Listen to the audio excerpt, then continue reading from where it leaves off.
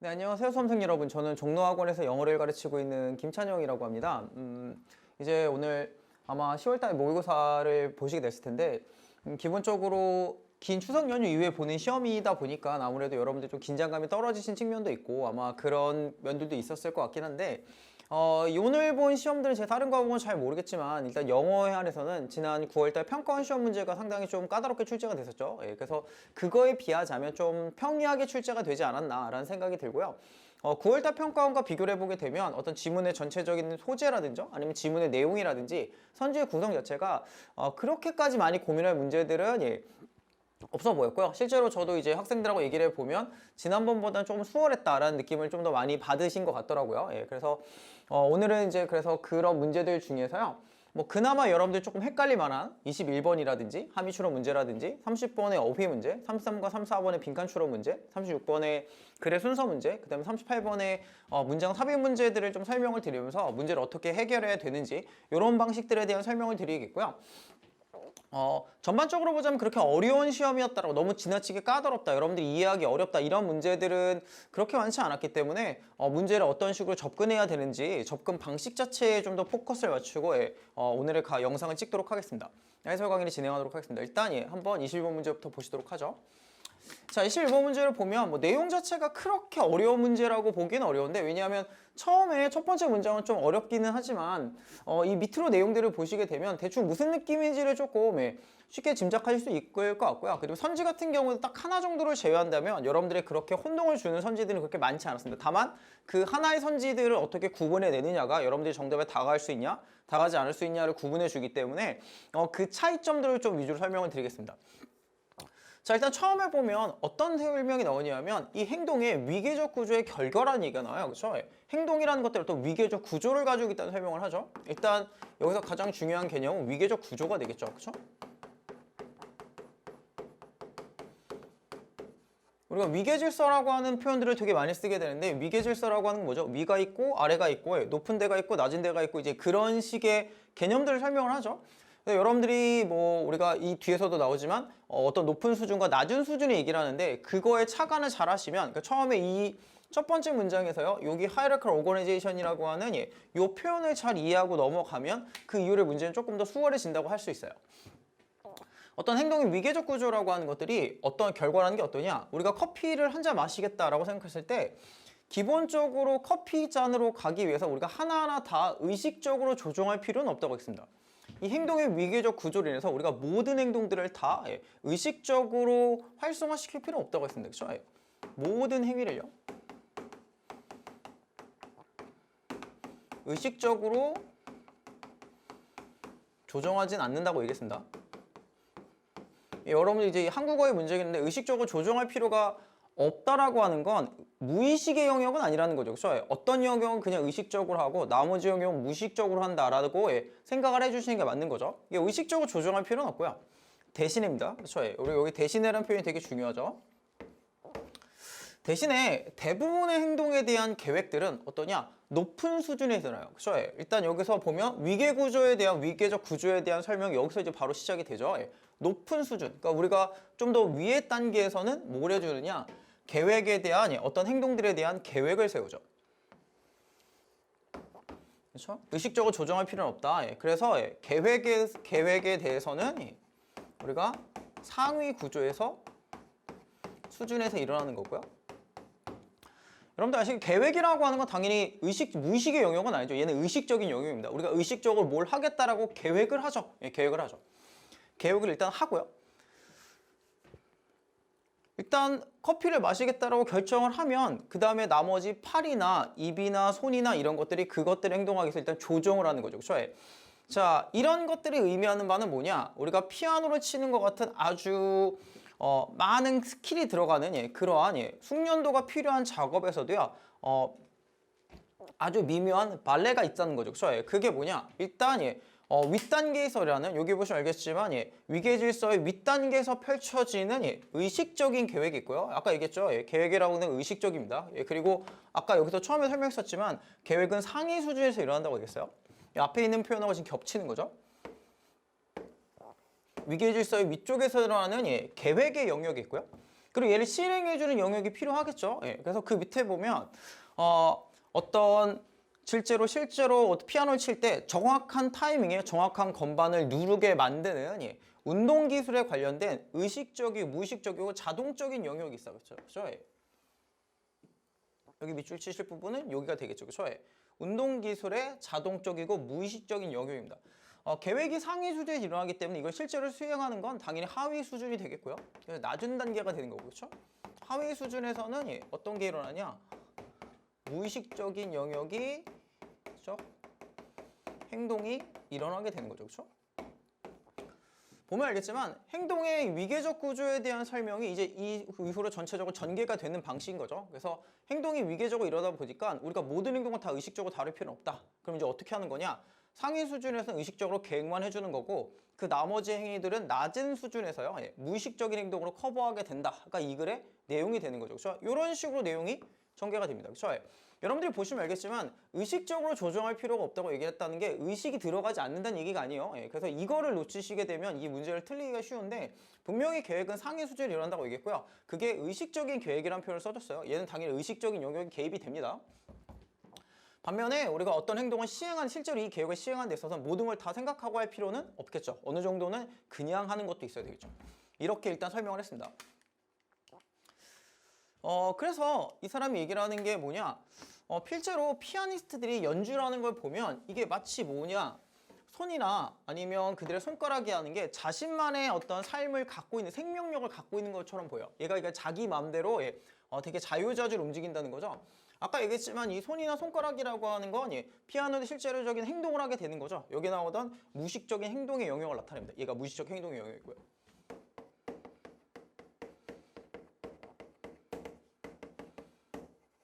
이걸 가르치는 거고요. 그렇죠?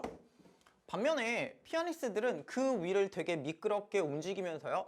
모든 명령을 위에서 내리는 것처럼 보인다고 했어요. 위에서 명령을 내리는 거 바로 계획이게 되는 거죠. 그렇죠? 의식적인 영역의 계획입니다.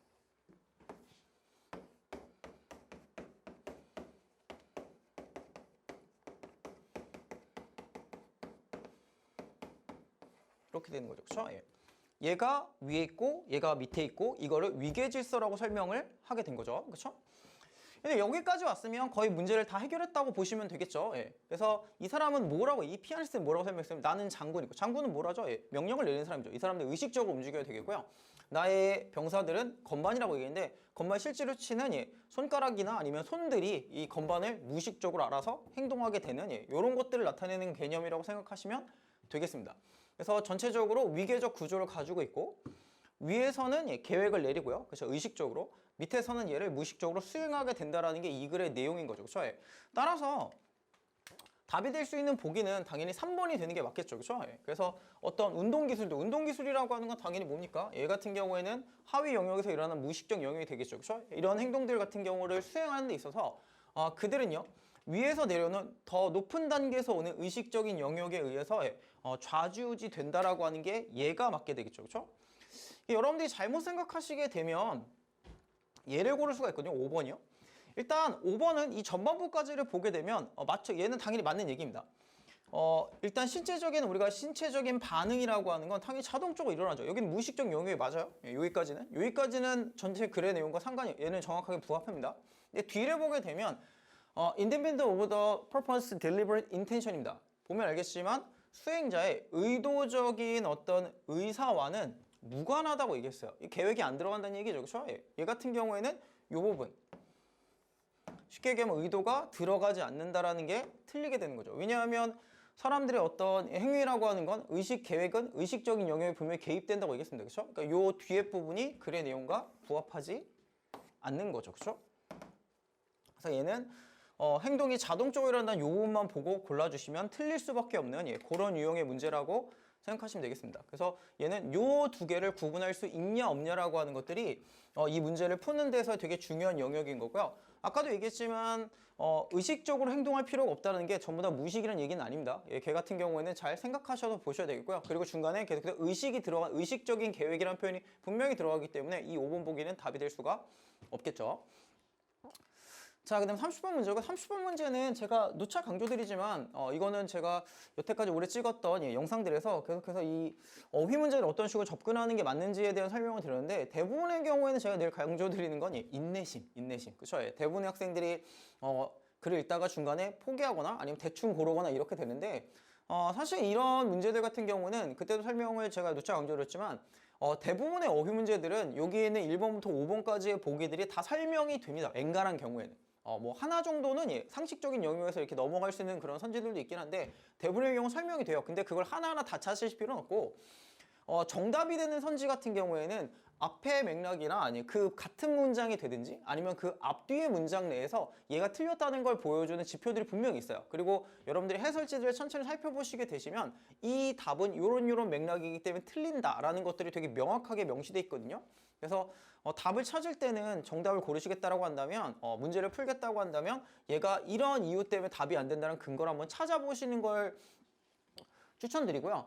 그리고 뭐 학생들 중에서는 이게 보통 반이어 관계들의 선지가 답이 되기 때문에 반이어를 넣어서 이게 말이 되는지 안 되는지를 생각하는 친구들도 있는데 그런 것도 되게 좋은 방식이라고 생각해요. 왜냐하면 지금 출제되고 있는 밑줄 어무의 대다수들은 반이어를 염두에 두고 문제를 출제한 거기 때문에 그 반이어 관계에 있는 단어들을 넣어가지고 말이 되는지 안 되는지 한번 생각해 보시는 것도 큰 도움이 됩니다. 뭐 얘도 사실 내용 자체는 크게 어려운 게 아니고 이런 일상생활 충분히 볼 수 있는 거거든요. 그래서 제가 앞서도 말씀드렸지만 9월달 평가원에 비하자면 우리가 지금 21번 문제도 좀 새로운 것처럼 보이지만 이것도 예전에 많이 나왔던 그런 유형의 문제고요. 얘 같은 경우에도 정보의 공개 이런 것들은 뭐 되게 흔한 소재이기 때문에 내용 자체는 그렇게 새롭거나 어렵진 않습니다. 자, 30번 문제를 일단 보면 처음에 일단 정보라고 하는 것들이 훌륭한 의사결정에 되게 중요한 요소라고 얘기했어요. 뭐 당연한 얘기죠. 그렇죠? 그래서 정보라는 게 되게 의사결정에 중요해요 라고 얘기를 해줬고요. 당연히 정보가 중요하기 때문에 어떤 정보를 우리가 알려줄 것이냐라고 하는 것들을 형성하는 일종의 가드레일이 일종의 안전망이라든지 나름의 최소한의 기준은 존재한다가 되는 건데 물론 이 exist라는 단어에 대해서 명확하게 설명하는 그런 보기들은 밑에까지 내려가서 전체적인 내용상에서 찾아줘야 되지만 이건 상식적인 차원에서 너무 당연한 얘기죠. 그렇죠? 일단 1번은 뭐 크게 문제없이 넘어갈 수 있는 그런 선지고요. 자, 이제 2번부터가 이제 중요한데 예를 들자면 자, 미국에서는 이런 기업공시법이라고 있는데 얘가 기업의 CEO들이나 이런 경영진들이요 공개적으로 얼마나 어떠한 정보들을 뭐를 공개적으로 공유할 것이냐 그리고 언제 공유할 건지를 제한한다고 얘기했습니다. 그렇죠? 제한한다고 얘기했어요. 그래서 너무 많은 정보를 공유하면 너는 벌금을 맞을 확률이 있다고 얘기했습니다. 하지 말라는 얘기죠. 그렇죠? 그래서 여기 리미트에 관련된 설명은 이 바로 뒤에 설명이 나옵니다. 정보가 되게 중요하기 때문에 어떤 정보를 언제 공개할지에 대해서 우리가 제한을 하는 거고요. 그래서 너무 많은 정보를 쓸데없이 공유하게 되면 벌금을 맞는다고 얘기했어요. 그렇죠? 하지 말라는 얘기이기 때문에 이 리미트란 단어가 여기서 바로 설명이 됩니다. 앞에서는 우리가 분명히 정보를 공개를 할 때도 조심해라. 아무거나 다 하지 말고 네가 가려서 해라 라고 하는 일종의 리미트에 대한 설명이 나왔어요. 근데 그 바로 뒤에를 보면 하지만 다른 맥락에서는 그 반대가 사실이 없어요. 그 반대는 앞에서는 정보를 너무 많이 공유하지 말라고 얘기했죠. 그렇죠? 앞에서는 정보의 공유를 제한했다면 그 반대도 사실은 이번에는 뭐가 돼야 되죠? 정보의 공개가 돼야 되는 거죠. 그렇죠? 당연하게도. 앞에는 정보의 제한이니까 여기서는 정보의 공개가 되는 게 맞는 거고요. 그런 측면에서 보자면 일단 이 3번 보기가 되게 이상하다는 걸 알 수 있어요. 여기 반대가 사실이라고 얘기했으니까 앞에서는 제약을 했으면 얘는 공개해 주는 게 맞겠죠. 그래서 정보를 공개적으로 만든 정보를 공개하는 것을 금지시킨다고 얘기했으니까 일단 여기가 퀘스천 마크예요. 그러니까 정확하게 말씀드리면 2번과 3번 보기 같은 경우에는 the reversed true라는 이런 표현 때문에 이 표현 때문에 두 개 같이 갈 수 있는 표현이 아니라는 거죠. 그러니까 둘 중에 하나 무조건 답이 돼야 돼요. 근데 뭐 내용을 잘 생각해 보시면 알겠지만 3번이 답일 가능성이 상당히 높겠죠. 실제로 뒤를 보면 제약회사들 같은 경우에는 자신들이 만든 이 약의 부작용에 대해서 disclose, 우리가 공개해야 된다고 얘기했어요. 여기 보겠지만 need to disclose인데 여기를 보면 make public certain information이거든요. 이게 disclose라는 단어랑 같은 표현이고요. 그렇죠? 공개하는 거니까. 그러면 앞에 공개할 필요가 있다고 얘기했잖아요. 그렇죠? 여기선 근데 공개를 금지한다고 얘기했기 때문에 3번이 무조건 틀린다라는 걸 알 수가 있는 거죠. 그렇죠? 여기서도 일단 확인이 대충 되지만 이 다음 문장에서 바로 얘를 확인시켜 줍니다. 그래서 forbidd를 쓰면 안 되고요. 원문의 표현을 그대로 빌리면 얘는 required를 써주면 되겠죠. 굳이 이 단어가 아니라고 하더라도 이 비슷한 의미면 됩니다. 그렇죠? 정보의 공개를 하는 게 맞겠죠. 그렇죠? 실제로 그 뒤에 있는 내용들은 다 이거랑 연관이 되는 건데 이 4번 보기를 보시면 알겠지만 기본적으로 정보를 공개해 주는 게 맞아요. 예, 그리고 보험 정책, 보험 증권 역시도 이거랑 마찬가지인 건데 우리가 보험을 들 때 우리가 인슈어드는 피보험자거든요. 보험에 가입하는 사람이죠. 보험에 가입하는 사람들 같은 경우에는 어떤 의미를 갖고 있냐 하면 보험에 영향을 미칠 수 있는 위험을 미칠 수 있는 정보들을 공개해 줘야 돼요. 여기 디스클로저가 또 나오죠. 앞에 했던 make public disclosure 다 같은 표현입니다. 그렇죠? 같은 표현이고요. 그 다음에 마찬가지로 정보도 어때야 되냐? 다양한 정보들, 더 좋은 의사결정을 개인들이 낼 수 있게 다양한 의견들을 이용 가능하게 만들어줘야 된다고 했어요. 이용 가능하게 만들어주는 게 뭐죠? 디스클로즈가 되겠죠. 그렇죠? 얘도 공개가 되겠죠. 법률은 made public, 공개가 돼야 된다. 아까 봤던 표현이죠. 얘도 공개해줘. 그렇죠? 답은 그래서 3번이 되겠고요. 그래서 전체적인 내용들은 우리가 정보라고 하는 게 의사결정이 되게 중요한 요소이기 때문에 어떤 정보는 너무 지나치게 많이 공개하는 건 안 되는 거고요. 그래서 정보를 약간 제약할 필요도 있지만 대다수의 경우에는 정보를 공개해 주는 게 맞다가 되는 거죠. 그래서 사실 이 문제 같은 경우에는 답이 5번에 있는 게 아니라 3번 정도 있고 되게 빠르게 출제됐기 때문에 대부분의 여러분들이 조금 더 인내심을 가지고 찬찬히 살펴봤다면 충분히 맞춰줄 수 있는 내용이고요. 그리고 얘는 여기서도 알 수 있지만 요 바로 뒤에서 얘를 공개해줘야 된다고 얘기했기 때문에 forbidden이라고 한 단어가 되게 어색하다는 걸 쉽게 맞출 수 있습니다. 그래서 제가 이 어휘 문제들을 풀 때 보통 학생들이 보통 금방 찍고 넘어가기 때문에 틀리거나 아니면 너무 지레 겁을 먹고 문제를 그냥 안 풀고 넘어가는 그런 학생들도 있는데 조금 더 찬찬히 살펴보면 명확하게 답이 되는 선지들을 이렇게 보여주고 있기 때문에 걔를 한번 찾아보려고 노력하시면 되겠고요. 굳이 내용을 억지로 이해하려고 생각하시기보다는 이 앞뒤의 맥락을 가지고 찾아주면 보통 다 찾을 수 있게끔 요새는 출제되고 있기 때문에 그런 출제 경향성을 따라서 풀어보시면 되겠습니다. 너무 어려우신 분들은 이거의 반대말 정도로 생각해서 넣어보는 것도 한번 도움이 될 수 있겠죠. 그다음에 33번과 34번 문제인데 사실 이게 빈칸 추론 쪽도 좀 그나마 어려운 문제들인데 사실 이 글 같은 경우 이 33번이 34번의 공통점은 뭐냐면 첫 번째 주제 문제들이나 첫 번째 문장들을 이제 읽어보게 되면 말이 조금 어렵다는 생각이 드실 거예요. 근데 이 밑에 있는 사례들을 보잖아요. 너무 쉬워요. 우리가 평상시에 너무 지나치게 잘 알고 있는 그런 내용들입니다. 이게 약간 어려운 내용들로 가려져 있지만 뒤에 있는 내용들은 아주 쉬운 내용이라는 거죠. 자, 일단 33번 문제를 보면 처음에 딱 이 문제를 보게 되면 첫 번째 문장을 읽고 헉 하는 생각이 드실 거예요. 이게 너무 어려운 표현이 나오죠. 이게 이제 보면 자기결정에 대한 우리 인식론적 관계, 자기결정도 모르겠고 인식론도 모르겠는데 뭐죠? 이렇게 되겠죠. 자기결정에 대한 인식론적 관계라고 하는 건 보통 오류의 가능성이 되게 높고요. 그리고 되게 주관적이라고 해요. 틀리기가 쉽다는 얘기죠. 자, 첫 번째 문장이 일단 이 글에서는 주제의식을 나타내 줍니다. 이게 주제 문장을 나타내요. 이제 자기결정에 대한 인식론적 관계를 설명해 줬어요. 그렇죠? 일단 뭔지 몰라도 너무 상관없고요. 이제 뒤에서 설명을 해줍니다. 자, 여기를 보면 내 스스로 자기 자신을요. 그런 종류의 사람이라고 생각하는 거예요. 그러니까 내가 나를 이런 사람이라고 생각하는 거죠. 이게 뭐죠? 그죠? 자기 인식이죠. 인식. 그렇죠? 이게 여기 맨 처음에 나오는 epistemic relation이겠죠? 이거죠. 자기 인식이죠. 자기 인식.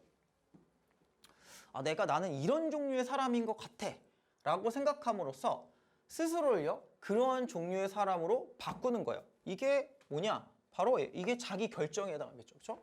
이게 뭐 자기 결정권이라고 하는 게 철학적인 이 심리학적 관점에서 보자면 내가 이런 사람이 되겠다. 그러니까 외부의 영향 없이 나는 이런 사람이 될 거예요 라는 걸 보통 자기 결정이라고 하는데 나는 이런 새로운 사람으로 태어나겠다가 자기 결정이 되겠죠. 그렇죠? 근데 이게 어떻다고 얘기했어요? 앞에서 이렇게 내가 자기 결정이라는 인식론적 관계라고 하는 건 틀리기 쉽다고 얘기했잖아요. 그렇죠? 다시 말하자면 나는 이런 사람이라고 생각해 라고 함으로써 내가 이런 사람이 되는 건데 이렇게 되나요?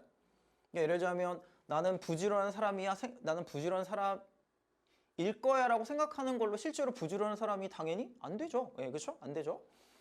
여기를 보면 이제 앞에 나왔던 표현들이 그대로 나오거든요. 그래서 요 관계라고 하는 게 잘못된다고 얘기했잖아요. 그렇죠? 여기를 뒤를 보면 다음과 같이 만들기에는 충분하지 않다고 얘기했어요. 그렇죠? 충분하지 않다고 얘기했습니다. 충분하지 않다는 얘기는 여기 들어갈 표현은 뭐냐? 앞에 여기 not이 들어가 있기 때문에 앞에 있는 subjective라든지 이제 오픈 투 에러랑 정반대되는 개념이죠. 굳이 여기 있는 단어 중에 좀 더 쉽게 고른다면 예, 객관적이다 이런 정도가 되겠죠. 그렇죠? 객관적이다 내지는 에러가 없는 거니까 사실이다 이런 정도가 들어가겠죠. 그렇죠? 그래서 뒤에 있는 내용들을 보면 사실 얘는 첫 번째랑 두 번째 문장을 가지고 씨름하시는 것보다는 이 밑에 있는 사례를 가지고 문제를 푸는 게 훨씬 쉽거든요. 얘는 그리고 실제로는 34번 문제도 여기에 똑같이 해당합니다. 이게 되게 쉬운 내용들을 처음에 어려운 주제 문장으로 가려놨기 때문에 사례들을 보면 오히려 더 쉬워요. 이 내용들은 아주 간단하죠. 예를 들자면 이제 자기가 이제 나는 태어날 때부터 난 타고난 탱고 댄서다 이렇게 생각해가지고 되게 열심히 연습해요. 그죠? 야, 본인 스스로 그렇게 믿는 거니까 뭐죠? 자기 인식이죠. 아, 나는 되게 탱고를 잘하는 사람이야. 라고 해서 탱고를 진짜 겁나 열심히 해가지고 국제 무대에 출제를 합니다. 출전을 하는 거죠. 브레노스 가는 이런 티켓도 끊고 이래가지고 열심히 연습해가지고 가요.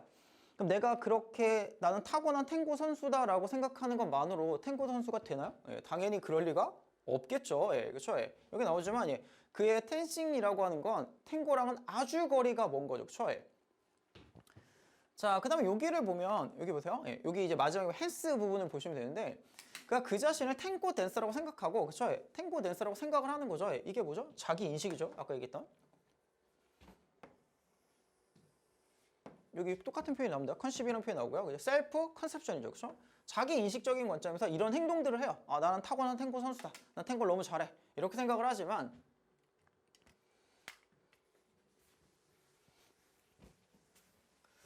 실제로 그가 하는 것들을 보면 그는 어떠냐? 실제로 탱고 선수가 되고자 하는 최소한의 기준점을 맞추는 것도 최소한 기준 중에 어느 것도 맞추는데 실패한다고 얘기했어요. 그쵸? 얘는 뭐죠? 내가 탱고 선수가 되겠다라고 한 자기 결정에 실패하게 되는 거죠. 그쵸? 이게 뭐죠? 탱고 선수가 되는 거, 실제로 되는 거죠. 이게 일종의 자기 결정이라고 볼 수 있겠죠. 그쵸? 나는 탱고 선수가 될 거야 라고 하는 거에 실패한다고 얘기했습니다. 그쵸? 아까 얘기했지만 이래서 주관적이고 오류가 나기 쉽다라는 거죠. 그쵸? 그래서 사실 우리가 이 글의 내용은 내가 이런 사람이 되겠다 라고 생각하는 것 자체로 내가 나를 이런 사람을 생각한다고 해서 그런 사람이 되는 건 당연히 아니죠. 그렇죠? 이건 여러분들이 누구나 쉽게 알 수 있는 거고 여러분들이 뭐 학업에 대한 계획을 세우던 아니면 뭐 다이어트를 하던 아니면 저 같은 경우도 뭐 일찍 일어나서 뭐 독서를 좀 하겠다 이런 계획을 세우던 내가 난 아침에 일어나서 일찍 독서라는 되게 성실한 사람이라고 나를 스스로 생각한다고 해서 제가 실제로 그런 사람이 되는 건 당연히 아닙니다. 얘는 이제 그런 내용을 설명하는 거죠. 그래서 이게 셀프 디터미네이션이라든지 아니면 뭐 인식론적 관계라는 되게 어려운 표현을 썼지만 네가 그렇게 생각한다고 해서 네가 그런 사람이 되는 건 아니야 라고 하는 아주 쉬운 내용을 가르치는 거죠. 그렇죠? 현실과 이상은 다르다 이런 걸 설명하는 거라고 보면 되겠습니다. 따라서 우리 블랭크에 들어갈 건 객관적인 실체가 되거나 뭐 이런 것들을 찾아내는 거죠. 그렇죠? 내가 탱고 선수가 난 탱고 선수야 라고 생각해서 탱고 선수가 되지 않는다라는 내용을 가르치면 되는 거기 때문에 답은 몇 번이 되는 거냐? 답은 2번이 되겠죠. 그렇죠? 네가 실제로 그런 종류의 사람이 되는 건 아니다가 되겠습니다. 뭐 내용은 이렇게 되는 거죠. 그렇죠? 그래서 앞에 있는 첫 번째 문장이 되게 어렵지만 실제로 여기 밑에 있는 내용들을 잘 보면 되게 쉬운 내용들이기 때문에 답을 찾는데 이 밑에 있는 보기에 잘 집중을 하시게 된다면 문제를 푸는데 크게 어려움은 없을 것 같아요. 그래서 사실 이번에는 이런 좀 어려운 내용들을 너무 지나치게 생각하는 것보다는 어쨌든 이런 문제를 푸는 측면에만 집중하게 되면 좀 더 쉬워지는 문제들이 있거든요. 33번도 그렇고 34번도 그렇고요. 뒤에 호설 36번 문제도 비슷한 경우라고 생각하시면 되겠습니다. 34번도 마찬가지인데 이 글 같은 경우는 첫 번째 문장에서 이 글의 소재라고 할 수 있는 소셜 어텐션과 그 다음에 소셜 커넥션을 비교해 설명해줘요. 근데 두 개 다르다고 얘기했어요. 사회적 관심과 그쵸? 주의와 그쵸? 사회적 관계는 다르다고 얘기했죠. 그쵸? 그래서 사회적 어떤 소셜 어텐션이라고 하는 걸 되게 두드러지게 만들고요. 소셜 커넥션보다 훨씬 더 멀리 뻗도록 만들어지는 건 얘가 블랭크하기 때문이다요. 이게 누가 봐도 글의 주제 문장이죠. 그리고 그 뒤에서 바로 얘를 설명해 줍니다. 자, 여기 처음에 보면 두 번째 문장에서 뭐라고 설명했었냐면 너가 누군가를 몰라도 그쵸? 네가 그 사람을 모르잖아요. 누군가를 모르게 되면 너는 그 유명인사와의 관계를 가질 수 없죠. 릴레이션이잖아요. 그쵸? 릴레이션은 당연히 뭐에 해당하죠? 소셜 커넥션이죠. 소셜 커넥션이라고 하는 건 우리가 그 사람을 알아야 돼요. 모르면 관계가 있는 건 아니죠. 뭐 여러분들도 아시겠지만 전 국민이 유재석을 알고는 있잖아요. 그렇죠? 알고 있지만 그 사람과 관계를 갖고 있는 사람은 거의 없죠. 그렇죠? 예. 뭐 저도 알고 여러분도 알고 예. 여러분들의 어머님도 알고 누구나 다 알겠지만 실제로 유재석과 관계를 가진 사람은 없잖아요. 그렇죠? 예. 릴레이션십은 없어요. 예. 우리가 모르면 릴레이션십이 있을 수 없죠. 하지만 셀러브리티 유명 인사가 너의 사회적 관심의 대상이 될 수는 있죠. 그렇죠? 사회적 관심은 관심이라고 소셜 어텐션 여기 나오죠? 사회적 관심이라고 하는 건 우리가 그 사람을 몰라도 상관이 없어요. 몰라도 상관없습니다.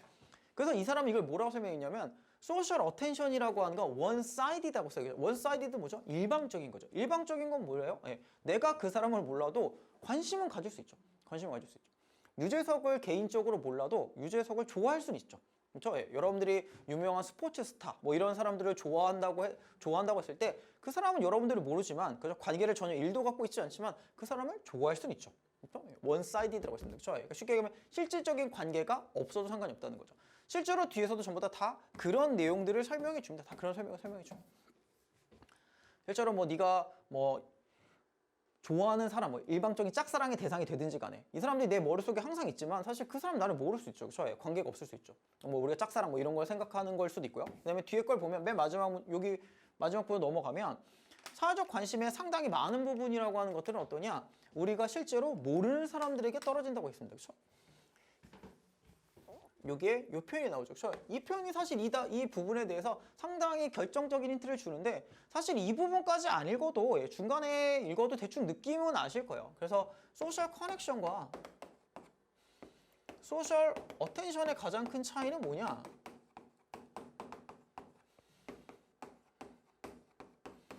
소셜 커넥션이라고는 관계잖아요. 그렇죠? 얘 같은 경우에는 그 대상을 알아야 돼요. 대상과의 관계가 있어야 돼요. 그렇죠? 그래야 관계가 있다고 얘기했죠. 그렇죠? 반면에 소셜 어텐션이라고 하는 건 그 사람 몰라도 돼요. 예, 대상과의 관계가 필요하지 않아요. 관계가 필요하지 않습니다. 누군가를 좋아하는데 꼭 그 사람이 나를 알 필요는 없잖아요. 그렇죠? 뭐 여러분들도 뭐 특정한 사람, 뭐 연예인이 됐던 뭐 유명 스포츠 스타를 좋아할 그런 뭐 경우들도 있지만 저도 예전에 어릴 때는 뭐 이제 그런 스포츠 스타를 되게 좋아했지만 그 사람이 저를 모르죠. 하지만 그 사람을 좋아하는데 전혀 지장이 되진 않죠. 대상과의 관계가 필요하지 않고요. 얘는 대상과의 관계가 필요합니다. 그러니까 아까 얘기했지만 이게 훨씬 더 넓을 수밖에 없는 거죠. 얘는 알아야지만 하는 건데 얘는 몰라도 상관이 없으니까. 이게 여러분들이 영어를 배우면 처음에 이게 영어 표현 중에 know라는 표현과 know about이라는 표현이 있거든요. 이거를 보통 이제 저도 네이티브는 아니기 때문에 이제 정확하게는 이제 모르지만 대충 이제 이렇게 설명하거든요. know라고 하는 건 I know him 이렇게 얘기하면 나는 그를 안다인데 이거는 보통 어떠냐? 내가 이 사람에 대해서 얘랑 개인적인 친분 관계가 있을 때 보통 설명을 할 수 있는 거죠. 너 그 사람 들어서 나 누군지 알아. 이렇게 되면 나 걔랑 친해. 이런 느낌인 거죠. 그렇죠? 얘는 소셜 커넥션에 해당하는 거고요. know about은 그냥 그 사람에 대해서 아는 거예요. 너 유재석 알아? 그랬을 때 나 유재석 들어봤어. 라고 하는 거랑 똑같은 거죠. know about이 되는 거죠. 그렇죠? 소셜 어텐션은 얘에 가까운 거고요. 소셜 커넥션은 얘에 가까운 거죠. 그렇죠? 실제로는 대상과의 직접적인 관계가 필요 없다는 얘기죠. 그렇죠? 그러니까 답은 5번이 됩니다. 5번. 그렇죠? 얘가 됩니다. 소셜 어텐션에 해당하는 거고요.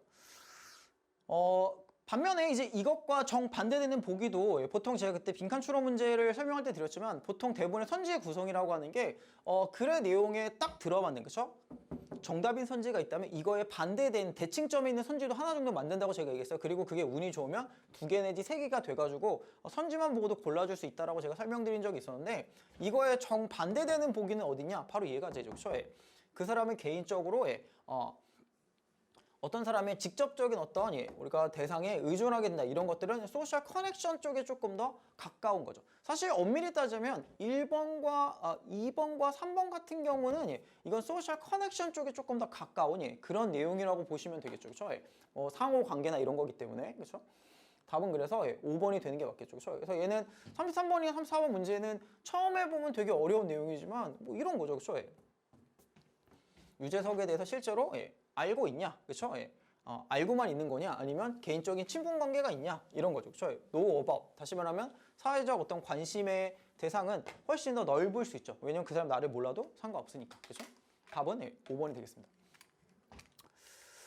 그다음에 36번 문제고요. 사실 36번 문제가 이게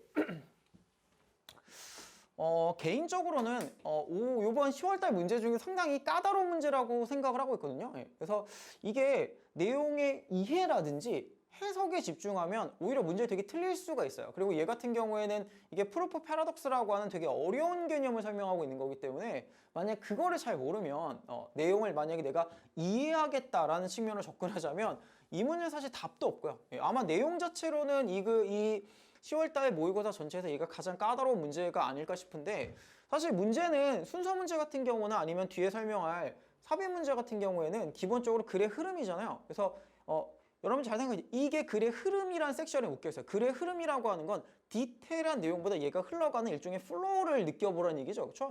플로우란 느끼라는 느낌이기 때문에 너무 디테일한 내용보다는 얘가 전반적으로 어떻게 진행되고 있는지가 조금 더 중요해요. 그래서 물론 글의 순서가 됐던 문장이 삽입이 됐던 내용을 모르면 당연히 문제를 못 풀겠죠. 근데 얘는 디테일한 내용의 이해보다는 전반적인 흐름이라든지 이런 걸 따라가 주는 게 되게 필요하다고 생각하거든요. 그래서 36번 문제가 38번 문제가 둘 다 이제 그런 성격을 갖고 있는데 특히나 36번 문제가 좀 더 더해요. 처음에 보면 이것도 소재는 뭐 되게 여러분들이 처음 들어보거나 이러진 않아요. 우리가 복권이죠, 복권. 그렇죠? 로터리 복권이죠. 자, 복권에 대한 몇 가지 면제들 같은 경우는 진짜로 사실이에요. 뭐냐? 예를 들자면 다음 같은 거 한번 생각해보자 이거죠. 예를 들어서 1000만 장 중에 그렇죠? 복권이 1000만 개가 팔려요. 예, 그 중에 어떤 티켓을 너한테 주든지 간에 걔는 당첨 가능성이 없다죠. 그렇죠? 로또는 당첨 가능성이 지극히 낮죠. 뭐 여러분들은 아직까지 안 해보셨겠지만 저는 몇 번 해봤는데 그렇죠? 어림도 없더라고요. 보통은 아무도 당첨이 안 되는 게 정상이죠. 그렇죠? 뭐 로또 티켓을 저한테 뭘 준다고 해도 얘가 당첨될 가능성은 지극히 낮죠. 지극히 낮아요. 사실 그래서 이렇게 이제 처음에 some proposition이라고 있거든요. 이 복권에 대한 로터리에 대한 몇 가지 명제들 같은 경우는 지극히 사실이다 이렇게 얘기를 했고요. 그 중에 하나로 얘를 설명해 줬습니다. 아마도 대부분의 학생들이 B가 처음에 온 데까지는 찾을 것 같거든요. 왜냐하면 여기 중간에 보면 이런 표현이 나와요. such propositions라는 표현이 여기 B에 있거든요.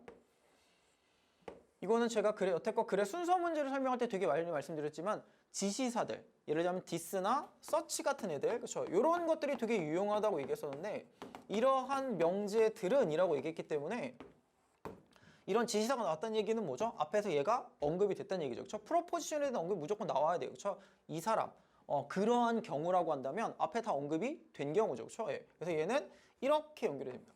그리고 내용도 많죠. 이것들이 지극히 사실일 가능성이 높죠. 그렇죠? 예를 들자면 1000만 장의 티켓 중에서 네가 원하는 거 가져가 라고 한다고 해도 얘가 당첨될 가능성은 지극히 낮죠. 이건 누구나 다 알죠. 얘가 지극히 사실일 가능성이 높음에도 불구하고 많은 철학자들은 다음과 같이 생각합니다. 여기서부터 이제 내용이 중요한 게 아니라 우리가 글의 구조가 중요해집니다. 그래서 글의 구조를 잘 보고 따라오셔야 돼요. 자, 철학자들은 어떻게 생각하냐면 확률에 기반을 둔 이런 명제들, 이게 복권이라고 생각할게요. 이런 명제들이라고 하는 게 다른 명제들과는 다르다고 생각하는 거죠. 근데 그 명제들은 우리가 일상적으로 기반을 두고 있는, 의존하고 있는 다른 명제들과는 다르다고 생각하는 거죠. 보세요. 일단 여기서는 그냥 쉽게 설명할게요. 우리가 확률에 기반을 둔 확률 기반의 명제와 대표적인 게 뭐가 있죠? 복권이죠. 그 다음에 일반적인 명제가 어떻다? 차이가 있다고 생각한다는 거죠. 자, 이렇게 시작했어요. 두 개는 달라요라고 얘기를 했어요. 이거는 글의 순서 문제에서 아주 흔하게 쓰는 방식이고 뭐 일단 글을 전개할 때 되게 많이 쓰는 방식인데 두 개가 다르다라고 얘기했잖아요. 그렇죠? 그러면 당연히 뭘 해줘야 되죠? 그 다음에 두 가지가 어떻게 다른지에 대한 설명을 해줘야죠. 그렇죠? 얘는 어떻고 쟤는 어떤데에 대한 설명을 해줘야 되겠고요. 여기서부터 해석을 하는 것보다는 아까 제가 말씀드렸던 글의 구조를 이해하시는 게 되게 중요해요. 아까 다르다고 얘기했어요. 분명히 두 개는 차이가 있다고 얘기했어요. 자, 처음에 이 복권에 기반을 둔 명제들이거든요. 우리가 내용은 나중에 차치하고 그냥 그것만 보면 여기 복권 얘기가 나왔어요. 로터리 얘기가 나왔죠. 로터리 얘기가 나왔기 때문에 얘는 뭐에 대한 설명이죠? 확률 기반에 둔 명제, 확률에 기반을 둔 명제 얘기를 하는 거죠. 그렇죠? 이 확률에 대한 기반을 둔 명제들 생각할 때 대부분의 경우는 어떻게 생각하냐 하면 우리는 모른다고 생각하는 거예요. We don't know입니다. 모른다고 생각해요. 모른다요. 모른다죠? 모른다요.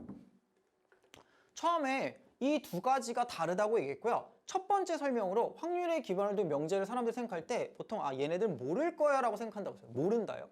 그러면 이 다음 턴은 뭐죠? 다음 턴은 얘를 설명했으니까 두 개가 차이점이 난다고 설명했으면 얘 턴이 돼야 되는 게 맞는 거고요. 그렇죠? 얘는 모른다였으면 얘는 뭐가 돼야 되죠? 당연히 안다가 돼야 되죠. 그렇죠? 그 턴이 되는 게 맞겠죠? 그 다음에는 이 턴이 돼야 돼요. 안다가 돼야 돼요. 안다란 내용이 오는 게.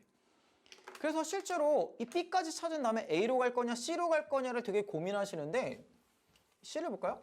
C를 보면 이런 표현이 나와요. 근데 얘는 되게 당혹스럽다고 얘기했어요. 왜냐하면 there are many things입니다. 많은 게 있어요. 우리가 근데 어떻게 생각하는 거죠? 안다고 생각하는 거예요. 이게 알아요? 이게 no가 나옵니다. 그렇죠? 확률상 틀릴 가능성이 1000만 분의 1 정도? 이 정도밖에 안 돼도 안다고 생각하는 게 있거든요. 그렇죠? 뭐 우리가 여기서 얘기를 하는 건 일상적인 회의를 얘기하는 거예요. 회의. 그렇죠? 일상적 회의. 자, 그래서 우리가 아까 얘기했지만 확률 기반의 명제들 같은 경우와 일반적 명제에 차이점이 존재한다고 생각하는데 보통 우리가 확률 기반의 명제를 생각할 때 사람들이 보통 모를 거야 라고 생각하는데 근데 실제로 우리가 아는 게 되게 많다고 얘기했잖아요. 그렇죠? 모른다와 안다의 조합이 되죠. 그래서 얘는 B 다음에 A가 아니라 C가 오는 게 맞겠죠. 그렇죠? 왜냐하면 이 두 개를 대비해 설명해 줘야 되기 때문에 얘랑 얘의 차이점을 설명해 줘야 되겠죠. 그렇죠? 그래서 이렇게 두 개가 연결이 되고요.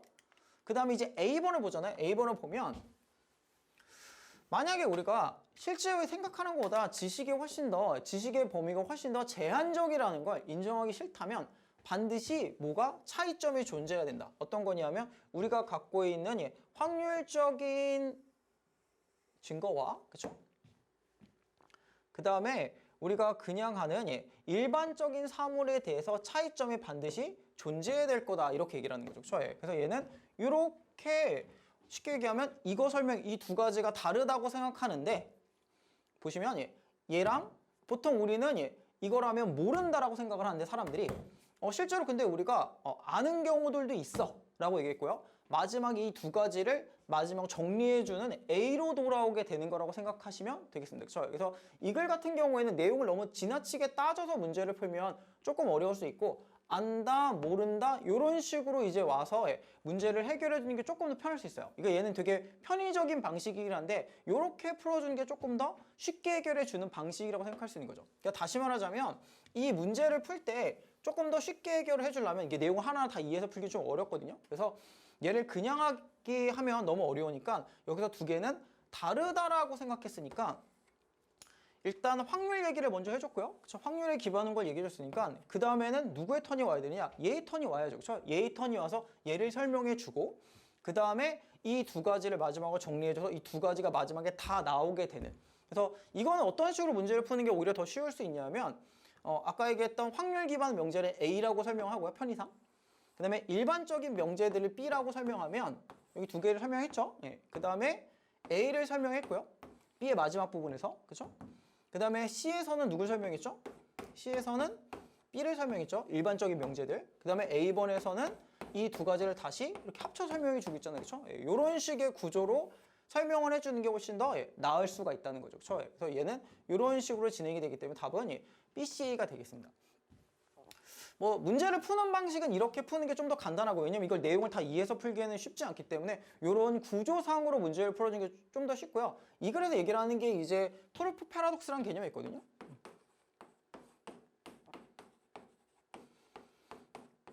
이게 어떤 거냐면 사람들이 우리가 증거 같은 경우가 확률적인 증거가 있고 통계에 기반한 증거가 있고 그다음에 통계에 기반을 두지 않은 그런 증거들이 존재하잖아요. 그럼 사람들은 보통 어떠냐면 통계에 기반을 둔 증거들이 훨씬 더 가능성이 높음에도 불구하고 그럼에도 불구하고 통계에 기반 두지 않은 수치들을 것들을 훨씬 더 선호하게 된다. 예를 들자면 이제 법정 같은 경우에 그냥 우리가 이런 거 있죠. 예를 들자면 누가 봐도 얘가 범인인 것 같아. 그렇죠. 확률적으로 봤을 때 얘가 범인일 가능성이 되게 높아. 하지만 나의 심정적으로는 얘가 범인이 아니었으면 해. 라고 한다든지 아니면 확률적으로는 얘가 범인이라고 알려주고 있지만 여러 가지 증거들이 사람들이 뭔가 증인이 있거나 목격자가 있을 때 증인이나 목격자는 사실 틀리기가 되게 쉽죠. 그렇죠? 근데 그런 사람들의 의견을 더 따라가게 되는 것들 뭐 이제 그런 걸 설명해 주는 그런 내용들을 설명하는 건데 그 안에서 여기 나오는 글이거든요. 그래서 얘를 그런 식으로 하나하나 다 이해해서 문제를 풀면 너무 어렵기 때문에 오히려 아까 제가 말씀드린 것처럼 문제를 그냥 좀 더 간단하게 그러니까 문제를 푸는 데 집중하겠다라고 한다면 얘는 두 개의 차이점을 설명해 주고 그 다음에 얘가 처음에 확률 기반에 주는 내용을 설명하고요. 그 다음에 일반적인 사례를 설명하고 그 다음에 그 다음 거에 대한 내용을 설명해 주는 요게 A가 오는 게 맞게 되는 거죠. 그렇죠? 뭐 그렇게 문제를 풀어주시는 게 조금 더 오히려 더 쉽게 해결할 수 있는 방식이라고 저는 생각을 합니다. 물론 아주 정확하게 풀면 좀 더 내용을 디테일하게 알아야 되겠지만 그렇게 풀면 좀 어렵기 때문에 차라리 이렇게 접근하시는 게 여러분들이 조금 더 쉬울 수 있고요. 그 다음에 38번 문제를 보면 38번 문제 같은 경우에는 이게 문제를 풀어주는 방식이 되게 여러 개가 있을 것 같거든요. 얘는 일단 뭐 내용의 흐름상도 풀어줄 수 있고요. 다른 측면으로도 풀어줄 수 있는데 일단 38번에 여기 주어진 문장을 보면 이렇게 시작을 합니다. 하지만요. 일단 역접의 연결사가 나왔죠. 하지만 우리가 20세기 초반에 아주 대량의 이동 가능성 이런 것들이 대두되게 되면서 운전대 뒤에 인간 행위자가 앉아있는 부정적인 효과들 예를 들자면 이제 교통사고 같은 게 되겠죠. 이런 것들이 되게 중요한 관심사가 되고 있다고 얘기했어요. 운전대 뒤에 인간이 앉아있는 거니까 인간이 운전하는 거죠. 그렇죠? 쉽게 얘기하면 사람이 운전하는 것에 여러 가지 부정적 효과가 대두되고 있답니다. 그렇죠? 무엇이요? 주어진 문장을 간단하게 정리하면 인간이 직접 운전하는 것에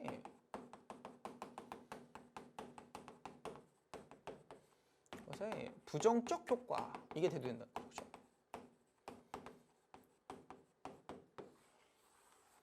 이렇게 됩니다. 요걸 이제 설명하는 거고요. 자, 그 다음에 우리가 주어진 문장부터 이렇게 볼까요? 여기서부터 보면 자, 19세기 말부터 시작해가지고 자동차가 자동차라는 게 기계로 남아있는데 이거는 자동차가 어떤 기계냐면 사람이 직접 통제해줘야 돼요. 그렇죠? Controlled by human driver죠. 그렇죠? 얘는 뭐죠? 인간이 직접 운전하는 거죠. 그렇죠? 인간이 직접 운전하는 거예요. 인간이 직접 통제하지 않잖아요. 직접 통제하지 않으면 어떤 마일들도요. 그렇죠? 우리가 수십억 마일들이요. 수십억 대의 차에 의해서 운전되지 횡단되지 않을 거고요. 차라고 하는 건 항상 뭐가 필요하다는 거죠? 그 기능을 달라면 운전자의 기술이 필요하다고 얘기했어요. 그렇죠?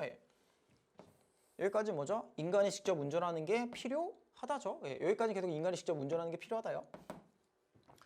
자, 운전자가 없으면 얘는 자동차라고 하는 건 실제로 움직이지 않고요. 그냥 주차장에 방치되어 있는 거죠. 여기도 보면 인간이 없으면 이동하지 못한다는 거니까 얘도 결국에 무슨 내용이죠? 인간이 필요하다가 되죠. 그렇죠? 여기까지 보시면 첫 번째부터 시작해가지고 주어진 문장부터 시작해가지고 첫 번째 문장부터 시작해가지고 1번 보기 뒤에 2번 보기 뒤에 있는 문장들이 전부 다 뭐냐? 자동차라고 하는 건 인간이 직접 운전해 줘야 된답니다. 그리고 3번 보기 뒤를 보면 우리가 초창기부터 시작해가지고 인간 운전자에 대한 이런 필요성, 그렇죠? 인간이 여전히 필요하다죠. 인간이 여전히 필요하다라는 것들이 장애물로 여겨지지는 않는다요. 이게 많은 학생들이 이게 장애물로 여겨지지 않는다라고 생각해가지고 이게 뭔가 내용이 달라진다고 하는데 4번을 고른 학생들이 꽤 되거든요. 저도 얘기를 해보면. 근데 이 뒤에 거를 보면 아마 여러분들이 매뉴얼이라는 단어를 보통 이제 매뉴얼로만 알고 있기 때문에 문제를 틀릴 수도 있는데 이 매뉴얼이라고 하는 수동이에요. 수동의. 그렇죠? 사람이 직접 하는 뭐 육체의 이런 뜻입니다. 그렇죠? 육체 노동 이런 걸 매뉴얼 레이블 하거든요. 수동 운전이니까 뭐가 하는 거죠? 사람이 하는 거죠. 사람이 하는 거. 그렇죠? 사람이 어떤 직접 운전하는 것들이 어떤 꿈을 실현시키냐면 우리가 개인적인 이동성이라든지 자유라든지 자기 안내라든지 자율성이라는 꿈을 실현시켜준다고 했어요. 매뉴얼 드라이빙이기 때문에 얘는 결국에 아직까지는 무슨 얘기를 하는 거냐? 인간이 운전을 하는 거죠. 그래서 인간이 운전을 하는 게 인간 운전자가 필요하다는 게 크게 장애물로 여겨지는 않는다. 실제로 인간이 직접 운전하는 것들이 오히려 인간의 꿈을 실현하는 것처럼 보여준다는 거죠. 여기까지는 인간 운전자가 필요하다는 내용이 전혀 이상하지 않아요. 여기까지는 전혀 문제가 없습니다. 자, 그 다음에 5번을 보면 갑자기 뭐가 나왔냐? 근데 그래서 다음 같은 게 놀랍지 않다고 얘기했어요. 자율주행차의 꿈이라고 하는 것들이 이 시기로 거슬러 가는 게 별로 놀랍지 않다고 얘기했어요. 일단 첫 번째, 자율주행 자동차죠. 그렇죠? 자율주행 자동차는 뭐가 필요 없죠? 인간의 개입이 필요 없죠. 앞에까지는 무슨 내용이었어요? 인간의 개입이 필요하다 했다잖아요. 그렇죠? 여기까지는 인간의 운전자가 필요해요. 여기서부터는 인간 운전자가 필요하지 않아요가 되는 거죠. 그렇죠? 그리고 그러니까 앞에 거랑 뒤에 거의 내용이 당연히 다르죠. 이렇게 5번 보기를 기점으로 앞에 내용과 뒤에 내용이 일치하지 않습니다. 이 두 개가 안 맞고요. 그래서 주어진 문장 같은 경우가 인간이 직접 운전하는 것에 부정적인 효과가 들어간다고 했으니까 여기 들어가야지만 자율주행 자동차가 그래서 필요하다라는 내용이 자연스럽게 이어지게 되는 거죠. 일단 첫 번째 내용상 이렇게 풀 수도 있고요. 두 번째는 뭐 있냐? 예를 보면 이 마지막 문제 this period가 나오냐? 이 시기거든요. 이 시기. 보면 알겠지만 이 5번 보기 앞에 이 시기를 나타내줄 표현이 없어요. 얘 가르친 대상이 없습니다. 아까 했었던 서치 프로포션과 똑같은 개념이죠. 이걸 가르치는 대상이 없어요. 그럼 얘는 주어진 문장에 있냐? 예, 주어진 문장이 있죠. 주어진 문장에 보시면 얘가 있죠. 20세기 첫 10년들, 그렇죠? 초반부라는 표현이 나오죠. 그렇죠? 여기 나오죠. 여기. 그렇죠? 요게 있기 때문에 this period을 가르치는 대상이 여기 있어요. 그렇기 때문에 답은 5번이 되는 게 여러 가지 측면에서 맞는 거죠. 사실 이 문제 같은 경우에도 보면 인간의 어떤 인간 운전자가 필요하냐 안 필요하냐 이런 큰 흐름 정도로 따라오게 되면 크게 무리 없이 풀어주실 수 있고요. 그 다음에 이것 말고도 아까 얘기했던 지시사를 활용해서 문제를 풀어주셔도 쉽게 해결이 되고요. 다만 이제 문제가 되는 것들이 앞에서 장애물로 여겨지지 않았다니까 뭔가 나쁜 건가 이렇게 생각을 하시고 뒤에는 매뉴얼이라는 단어까지 모르게 되면 4번을 고르고자 하는 욕망이 좀 생길 수는 있어요. 하지만 문제의 전반적인 흐름을 보게 되면 여기까지도 인간 운전자가 필요하다는 얘기고요. 그 다음 필요 없다는 얘기이기 때문에 답은 5번이 되는 게 맞겠습니다. 그래서 전반적으로 보자면 이번 10월달 모의고사 같은 경우는 몇 가지의 문제를 제외하면 뭐 그렇게 까다롭게 출제된 문제들이 별로 없거든요. 그래서 아마 여러분들 같은 경우가 이제 몇 개의 뭐 문제를 풀면서 좀 해볼 만하다 이런 생각이 드셨을 수 있어요. 그래서 문제를 푸는데 큰 어려움이 없었고 특히나 이제 9월달 평가원과 비교해 보자면 조금 더 비교 체험이 좀 더 많이 됐겠죠. 체감 난이도가 좀 더 낮을 수는 있는데 이제 수능까지 거의 시간이 얼마 안 남았죠. 거의 한 달도 이제 남지 않았는데 한 달이 거의 깨졌다라고 이제 깨졌죠. 깨졌는데 남은 기간 동안에 보통 제가 여태까지 보다 보면 요 한 달 기간 동안에 어떻게 하는지가 여러분들의 수험의 마지막 결과를 좌우하는데 되게 중요합니다. 그래서 뭐 영어를 예를 들자면 여태까지 영어를 되게 잘 해왔던 친구들도 여태까지 계속 나는 영어가 성적이 잘 나왔으니까 이제부터는 다른 과목에 집중해야지 라고 해서 그 시간 동안에 영어 공부를 안 하게 되면 정작 수능에서 여태껏 잘 봤던 강점이던 영어가 망하는 경우도 있고요. 반면에 이 남은 기간 동안에 마무리를 잘하고 꾸준하게 실력을 유지해주면 어떤 감을 유지해주면 그러면 오히려 더 성과가 나는 경우들도 있거든요. 그래서 뭐 학생들마다 여러분들마다 각자의 어떤 이런 패턴들이라든지 아니면 각자가 원하는 바가 그리고 목표가 이렇게 다 다르시겠지만 기본적으로 이 남은 기간 동안에 어쨌든 간에 꾸준하게 정리해 주시고 모든 과목을 본인이 어쨌든 좋은 성적을 얻고 싶으시다라고 한다면 남은 과목 기간 동안에 꾸준하게 모든 과목을 다 해주시는 게 필요해요. 단적으로 얘기하자면 올라가는 건 어렵지만 떨어지는 건 되게 쉽거든요. 그래서 공부를 안 하시면 성적이 되게 떨어질 수 있기 때문에 뭐 남은 기간 동안에 한 달 해가지고 뭐가 달라지겠어 이런 마음보다는 내가 갖고 있는 걸 잘 마무리하시고 한다면 충분히 좋은 결과를 얻을 수 있거든요. 남은 기간 동안 열심히 하셔가지고 꼭 좋은 성과를 얻으시기를 바라겠습니다. 얼마 안 남은 기간이니까 다들 열심히 하셔가지고 꼭 좋은 성과를 얻으셨으면 좋겠습니다. 일단 오늘은 여기까지 하겠습니다.